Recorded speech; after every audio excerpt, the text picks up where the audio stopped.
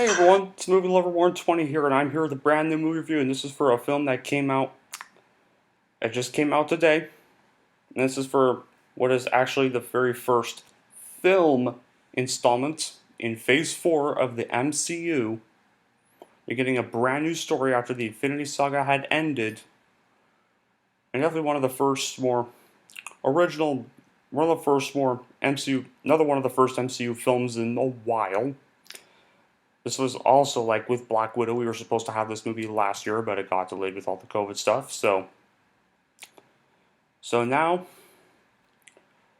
it has officially been released on Labor Day weekend.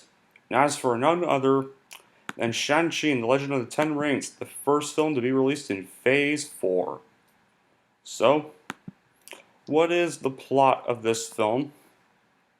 Well, apparently this is actually set right after Endgame, and focuses on Shang-Chi, a master of unarmed weaponry-based kung fu, who is forced to confront his past after being drawn to the Ten Rings organization. Yeah, that's literally the plot of the film.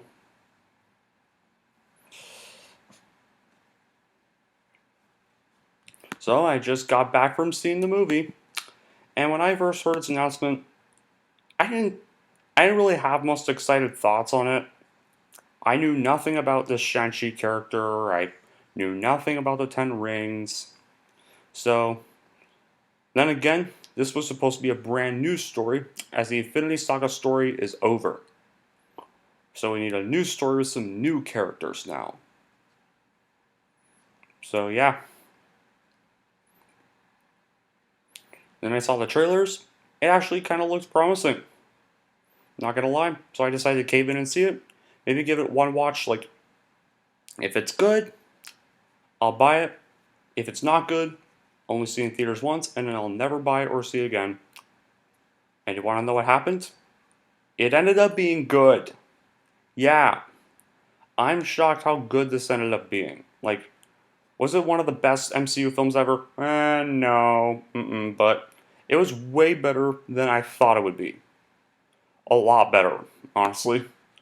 It's actually still had the same level of humor as any MCU film, but it actually kind of went a little different. It didn't just try to be yet another typical MCU movie. They tried going a different tone, a much more different villain, not a generic villain like most MCU villains. Well, with the exceptions of ones like Thanos, Mysterio, and Killmonger, being rare exceptions. So yeah, this film was such a surprise. The action was clear, exciting, very unique. The characters were very likable and funny, and Marvel delivered a way better villain than I anticipated. The plot was investing, and visuals were very well done. As for the story, well, it was generic, but it still had some cool cinematography and fighting choreography with a couple references to some classic kung fu movies. Acting was very good, and some beautiful synergy between some characters. There was, I think my favorite character in the movie was Catty Bashir, who's played by Aquafina. Like, I thought, I think she's one of them. I think she probably ended up being one of the best comic reliefs in the MCU, easily. I think right there, up with Michael Pena's character, kind of around with Michael Pena's character in the Ant-Man films. Yeah, I got, yeah, Catty Bashir kind of reminds me a lot of myself. I'm not gonna lie. Too. It's a It's probably the least Marvel. Although it is probably the least Marvel of all the Marvel movies had it been edited. If there was a certain effect added to it, you wouldn't be able to really discern as a Marvel film. The background story of Shang-Chi, it's then again it is kind of a background story for the Shang-Chi character, but it actually also felt like Tony Lin stole a bit of the show. It's just as the villain, of course.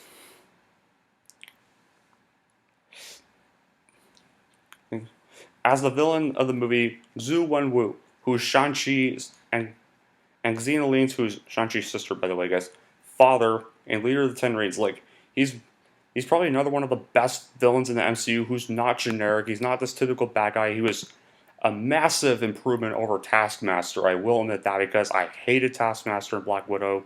That was probably the biggest bad quality of Black Widow. Anyways, so yeah.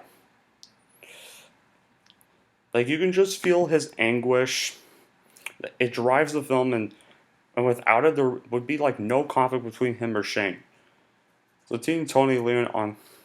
So yeah, Tony Leung's performance was really good, and you could really feel sorry for his character. He like really wants to free, like he really thinks, led to believe that Shang-Chi's mother's trapped and is trying to free her, only to realize it's actually, spoilers guys, it's actually not his mom that's actually trapped or killed. But you can, but he was like clearly just led to believe it. So yeah, it was honestly great. And of course, I thought maybe like Shang-Chi and Xilin's aunt, Ying Nang, is also a pretty cool character. So she doesn't really have much screen time. Well, it's kind of a small part in the film, but she does still kick ass in where Les Ways plays. Was actually Michelle Yeoh actually kind of plays the same exact role she played in Gunpowder Milkshake, which I reviewed a few months ago. And like I mentioned, hold on, I'll get to that part in a bit, but there's also some returning faces as well. I mean, another thing I really also really loved was like, yes, guys, this fight was happening. Abomination does make a cameo, and this was very exciting to see the Abomination again after 2008's The Incredible Hulk, where he's fighting Juan in that arena. It was also nice to see Juan again after 2 years, after his last appearance in Endgame, and I know he's going to be reappearing again in Spider-Man No Way Home, so that will be very good to see. Or I think he is anyway. Unless it's probably just a very small role like this one. But yeah, either way, even though it's just a cameo, he does come back in him. There's another familiar face that does come back in him. And I'm going to say this, and this was a character I recently did not like, who really annoyed me the first time I saw him. Yeah. And that was Trevor Slurry from Iron Man 3. When I first, as soon as I like saw him on screen, like when Shang-Chi, Xiling, and Caddy are basically captured by. Sorry, it's hard to pronounce his name. Zhu Wenwu. They end up finding Trevor Slattery from that Mandarin imposter from Iron Man 3. You know, the actor, the idiot guy. Yeah, and I just hung my head down at first as I saw him because you all know I really hated Trevor in Iron Man 3. Like that's sort of, that's one of the worst MCU films ever behind Captain Marvel's. So yeah, like I really didn't like how they just made the Mandalorian. No, not Mandalorian. The Mandarin a complete joke in that film. And I was just an actor playing him. And yeah, he comes back apparently, but it's pretty interesting. Like he was apparently bought by Zhu Wenwu to his place to be killed from the prison he was sitting in when he got arrested at the end of Iron Man 3. However, you want to know something weird? I actually liked him way better in this movie. I actually thought his comedy finally worked here. I feel like they did him way better in this movie than they did with Iron Man 3. Like, he was a massive improvement compared to his stupidly pitiful characterization in Iron Man 3. And plus, now, I like Ben Kingsley, guys, don't get me wrong. I think he's a very talented actor. Kind of loved him better as Bagheera in the Jungle Book and stuff, but and I actually liked his performance comedy way better here. Like it actually worked in this film than Iron Man 3. Like they only should have put Trevor in this film. They really should have not put him in Iron Man 3. So yeah, but anyway, on to there, and like I've said, Simu Liu, and Aquafina have good chemistry in the film, but their characters were still was a little bit flat. There wasn't really much time spent on character development with them, but I thought Simu Liu was very good as Shang-Chi as well. I actually really like the character Shang-Chi too, and at least in the character Shang, I had time devoted to.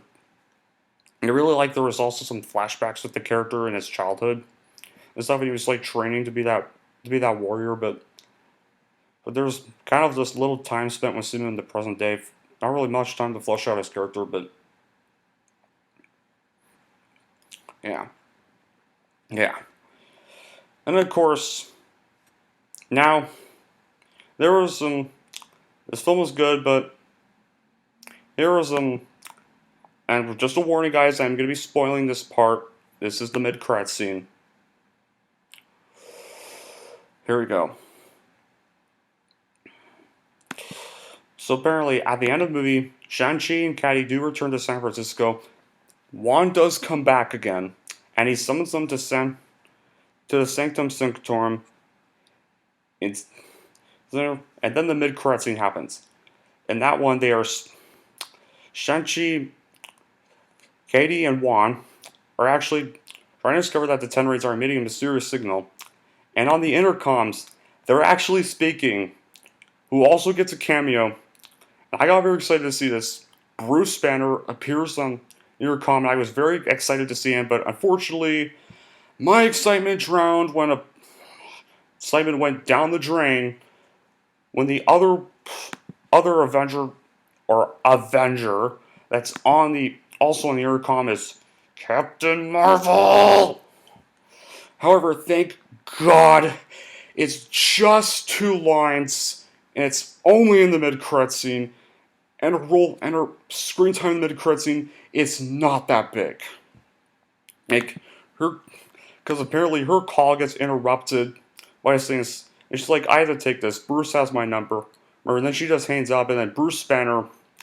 And guess what? I cheered in so much excitement when he said this part. It's like, I actually don't have her number. And I went, yes, burn! I just loved hearing that. And then they discover the Ten Rings are emitting a mysterious signal. But before that, then Shang-Chi, Katie, and Juan, they go to this bar they sing Hotel California by Eagles. And because, well, apparently, like, so yeah, because like, Katie has this, like, thing with singing Hotel California by the Eagles, and which is kind of an interesting running gag. So yeah. And like many of the other Marvel films MCU, they gotta start somewhere. As an origin film, it does very well, and it's probably one of the better origin starting films for superhero movies. It's full of action, decent story, and I mean, yeah, it's somewhat predictable at times, but it's still generally fresh, fun, and great characters. Like, once again, it was way better than I thought it would be. Like, and honestly, I can tell this is gonna break the record for the Labor Day weekend that was previously held by Rob Zombie's Halloween, which would be a great relief if that happens, and I bet it probably will because guys, for those who don't know, I really hate Rob Zombie's Halloween. I do not like that reboot, and yeah, it's really time for that film's record to be broken. I'm sorry, but yeah, it's time for an actually good film to hold that record for once. But all in all, I honestly think I will be buying this. I mean, Black Widow does come out on DVD September 14th. I'm definitely buying that. When this movie comes out on DVD, I actually am going to buy this because I actually still enjoyed it. It's not one of the top best MCU movies, but it was actually still a really good film. I didn't think it would be that good. So yeah, I know some of you may be done with MCU after Endgame, but I give this movie a watch, and here's how I'm going to rank it. I am going to give Shang-Chi an 8 out of 10. Alright, and that wraps up the review for Shang-Chi and the Legend of the Ten Rings. So, you're probably all wondering, Yo Movie Lover 120, what are your thoughts on Eternals? Well, I did some long thinking, and guys, I did see the second trailer for Eternals, and here's why I did not post a reaction. When the trailer starts, like, a few years ago, Thanos killed the half the universe, but then a group of heroes brought back everyone else who died with just one finger snap. But then, of course, it's just resulting. But it turns out the plot is that bringing everyone back just resulted in now a tragedy for the Eternals' world. So yeah, when I saw that first part, I was like, yeah, no, I'm not watching this. I'm not rooting on a game with this. So yeah, because I can tell Eternals is. I don't really want to see Eternals because it's just going to make Endgame meaningless. So yeah. Maybe like one watch, but yeah, I'm not excited for Eternals. So there's a part of me that really doesn't want to go watch that. I would rather just go watch Spider-Man No Way Home than that movie. To be honest, I mean it's got a good cast, but I really don't like they're just kind of ruining the meaning of Endgame with the plot of that film. So Well, it is what it is, though. But anyway, that'll be it for this review. Thank you all for watching. If you like this, want to see more, and don't forget to like, subscribe to Movie Lover 120.